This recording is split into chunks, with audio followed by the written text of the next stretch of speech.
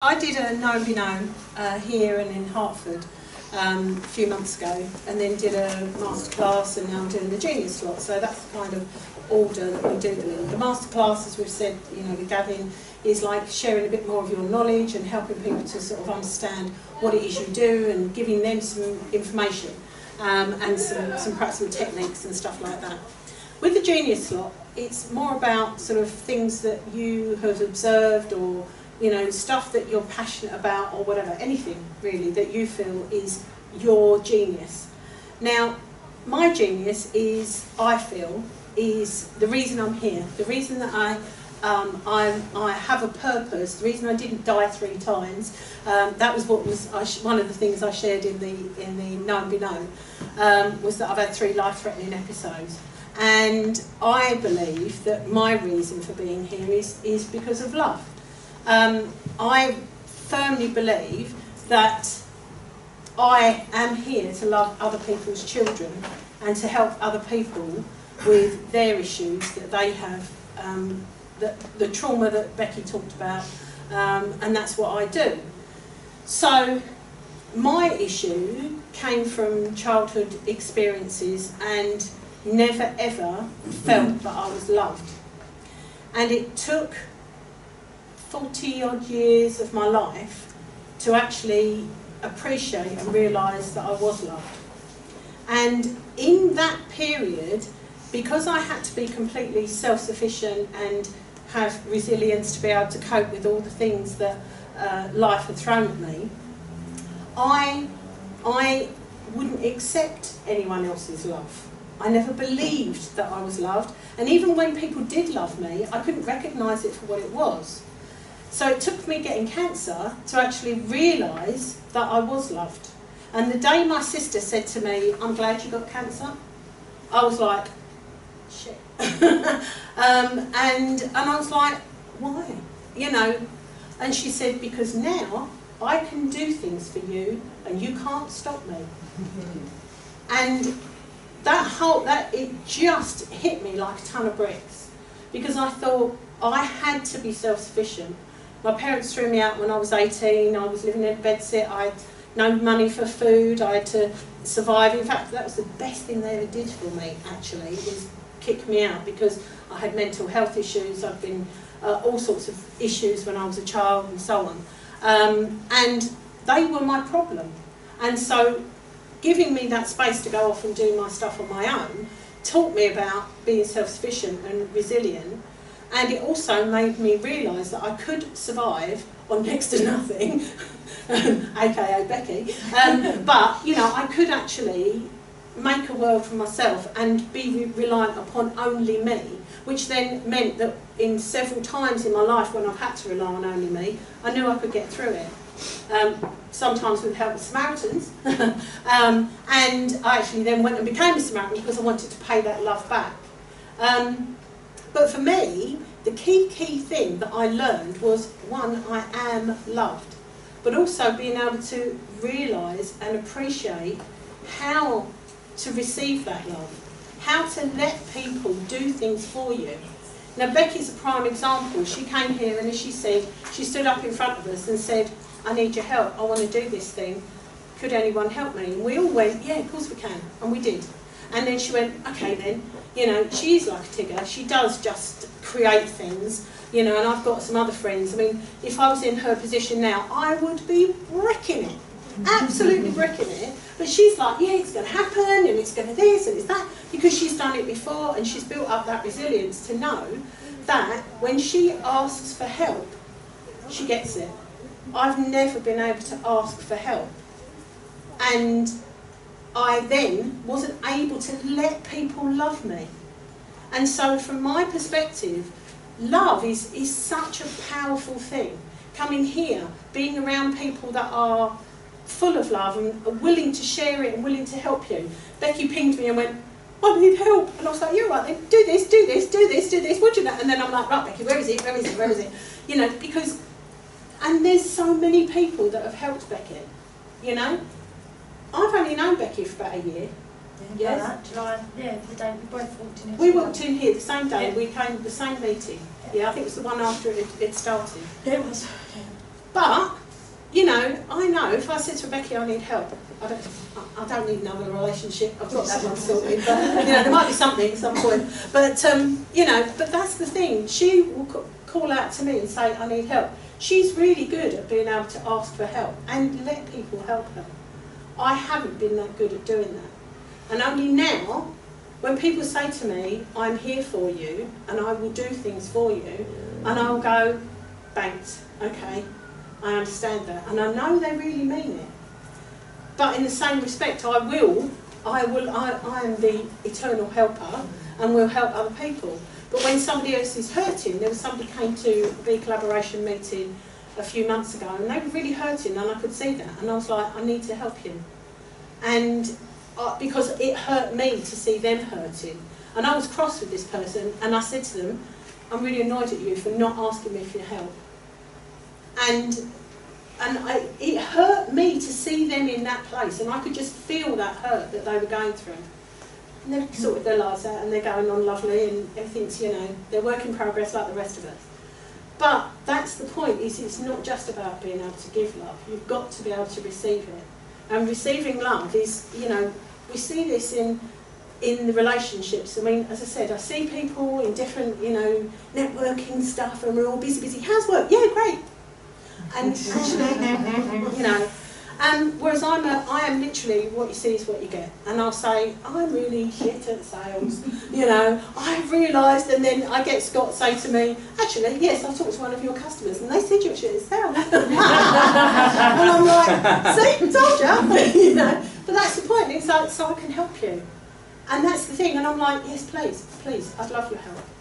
And that's the thing, we all do that, and we look out for each other, and but the difference between, I think, here and other groups of whatever description is that integrity. Because people really do have an integrity mindset.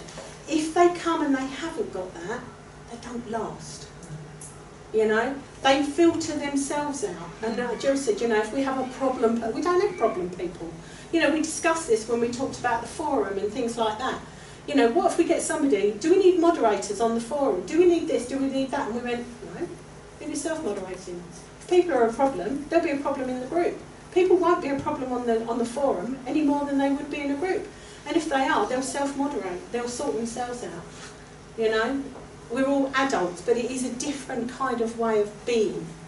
And we talk about that when we talk about, be, do, have with Be Collaboration. We are being a different type of ourselves when we're receiving love. We're not seeing ourselves as an individual, we're seeing ourselves as a bigger part of the whole. Jill and I went on to Claudia's I Am Powerful. One of the things that she talks about is that it's not just you, you're part of a collective consciousness. And when I first heard that term, I was like, please. Somebody else said it, and I'm like, no, come on. It's like, really? And then when she explained what she meant, and I was like, hold on a minute, yeah, I can see that, And it made sense, and I was like, yeah, because your vibrational energy affects other people, they affect someone else, and it's like a chain reaction.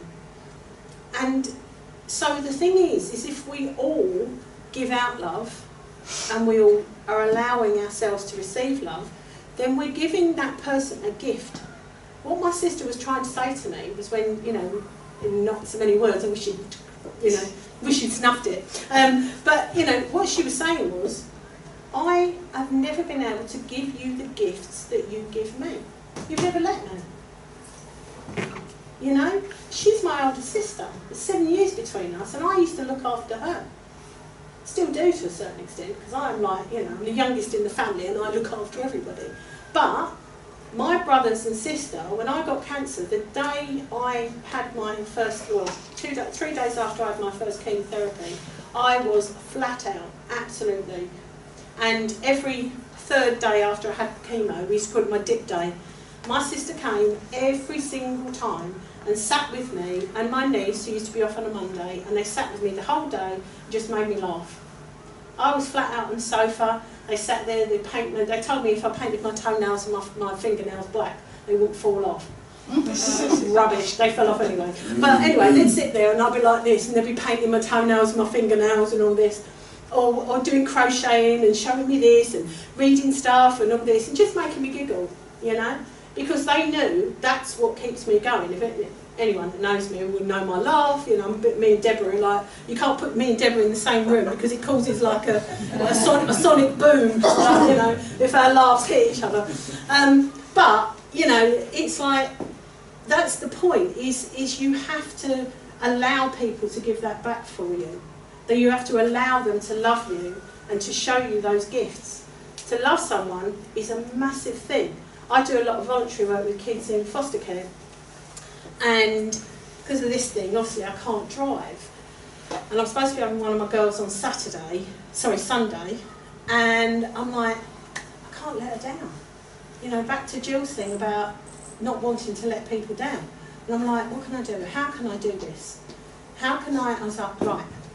She lives on Canvey Island. On Canvey seafront, there's this really dodgy cinema. It's about £3, yeah, to go. It's like these sticky floors, you know, it's a lovely place. But it's cheap, and it's right near to where she lives. So I thought, right, if I can get, because my husband's not allowed to be involved with it because he's not gone through the training, and he has got an enhanced DBS, but anyway, because it's not with Essex County Council, he can't use that.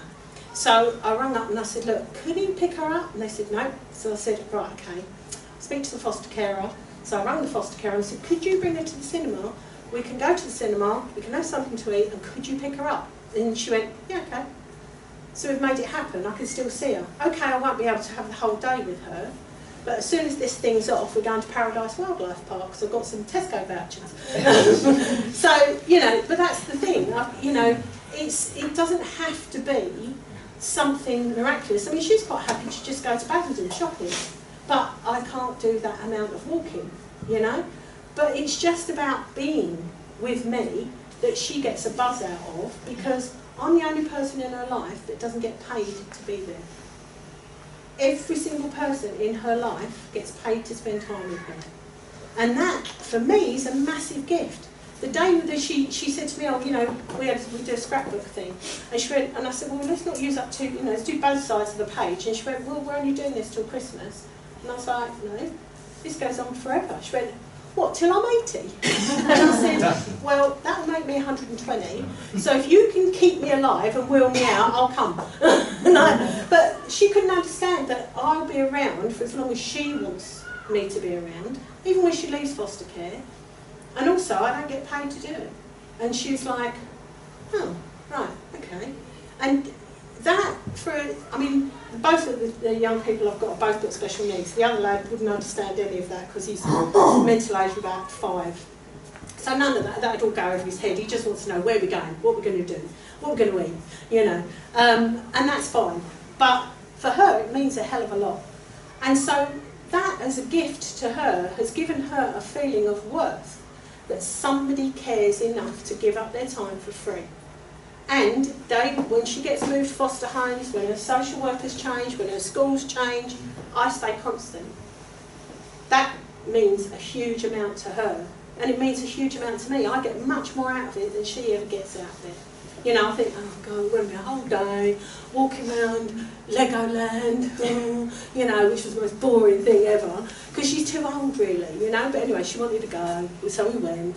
And you know, but the point is I come back and I'm like, you know, and I've had such a great time. And then at the end of the day, when she goes, okay, and I go, yeah, and I'm like, here it comes, and she goes, this has been the best day of my life. And I go, well, like last month. The first time she said it, I was like, whoa. But, you know, I know she's going to say that. But maybe somewhere in there, maybe it is a great day for her. Certainly a great day for me. But it's a part of me giving my love. And, you know, I couldn't have kids. I talked about this in my Know and Be Known thing. I wasn't able to have children that was my, my dream. There's loads of kids, loads of dogs, live in the country. I can't live in Langdon, ain't quite the country. I've got 2 dogs, I had 4, but anyway, it's another story. But I now get to help other people's children, and that's my purpose. It is all about love. It's about helping people with their issues. We've all got issues. Helping people out of the pain that I went through, the mental health issues that I had, helping them to get their life back on track. Even just, all the shit that life throws at us. Helping with that kind of stuff. Just centering people back and removing all that shit out of their lives that they don't really need.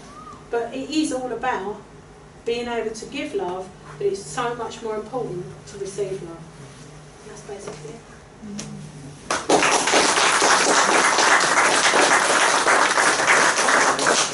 Any questions? No.